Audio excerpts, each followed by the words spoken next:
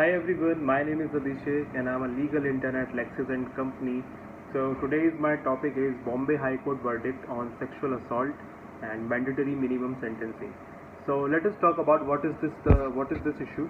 So the Bombay High Court has acquitted a man of sexual assault charges under the POSCO Act for grouping a child. Instead convicted him under the IPC for a lesser offence. So, besides drawing criticism for its restricted interpretation of the offence, the ruling highlights the concept of mandatory minimum sentencing in legislation, including POSCO. So, let us talk about what is this case about. So, the convict was accused of luring the 12-year-old prosecutrix to his house on the pretext of giving her a guava and pressing her breast and attempting to remove her salwar. So the Sessions Court had convicted the 39-year-old Bandhu Ragde under the Section 8 of the POSCO, Prevention of Children from Sexual Offence Act. Section 8 prescribes the punishment for the offence of sexual assault defined in Section 7 of the Act. It sentenced him to 3 years in jail. The Nagpur bench of the Bombay High Court reserved the decision of the Sessions Court. The High Court acquitted the man of sexual assault charges under the POSCO Act. The allegations was to be not serious enough for the greater punishment prescribed under the law, and it upheld the conviction under the sections that carry a lesser minimum sentence of 1 year under the Indian Penal Code. So why was he acquitted of the charges under the POSCO Act? Because the offence under the POSCO Act carried a higher punishment. So the court reasoned that a conviction under it would require a higher standard of proof and allegations that were more serious.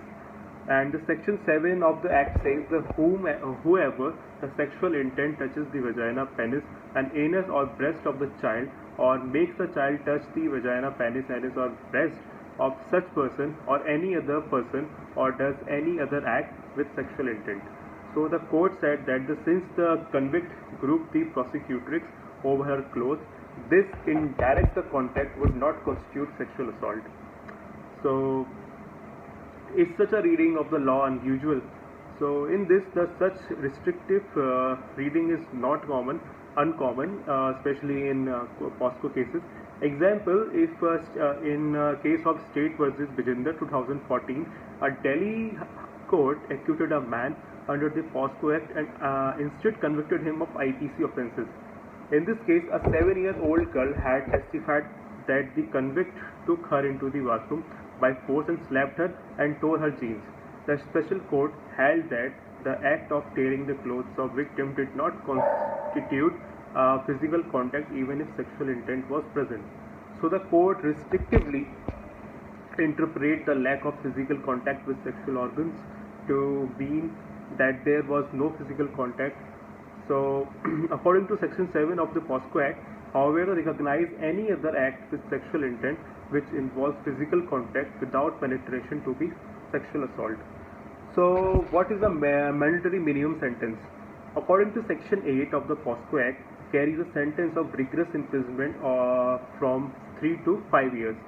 However, imposing the minimum sentence is mandatory, so the minimum sentence has been prescribed for all sexual offences under the POSCO Act bearing the offence of sexual harassment. So if a statute has a prescribed minimum sentence, courts do not have the discretion to pass lighter sentences. This is irrespective of any specific circumstances that the case or the convict might present. In 2001 ruling, the Supreme Court held the following things, like where the mandate of the law is clear and unambiguous, the court has no option but to pass the sentence upon conviction as provided under the statute. So the mitigating circumstances established would authorize the court to pass a reasonable sentence of imprisonment or fine but not less than the minimum prescribed. So what is the need for the mandatory minimum sentence? A mandatory sentence is prescribed to underline the seriousness of the offence. So it is often claimed to act as a deterrent to crime. In 2013, the criminal law reforms introduced in the aftermath of the 2012 Delhi gang rape prescribed mandatory minimum sentences. It applied for criminals use of force and outraging the modesty of a woman, among other charges. So the mandatory minimum sentences are also prescribed in some cases to remove the scope for arbitrariness by judges using their discretion. So what are the concerns with the mandatory sentencing? So the concerns are such as the mandatory sentencing regimes are put in a place to remove the judicial discretion, but it is felt that the discretion is merely shifted within the system to the police and is not removed.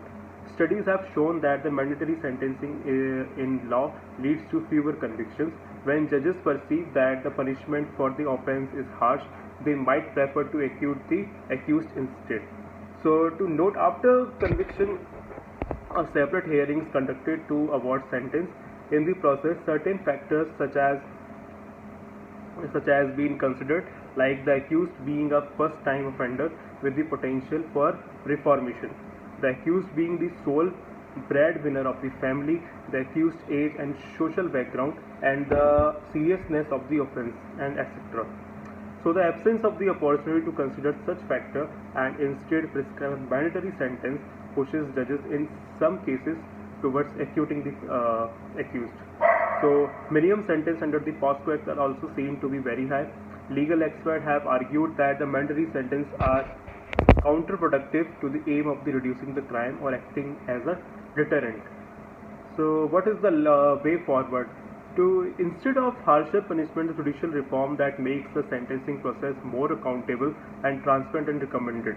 So this would include the holding transparent proceedings for sentencing, recording specific reasons for punishment, enrolling, and etc. So that's it. Thank you.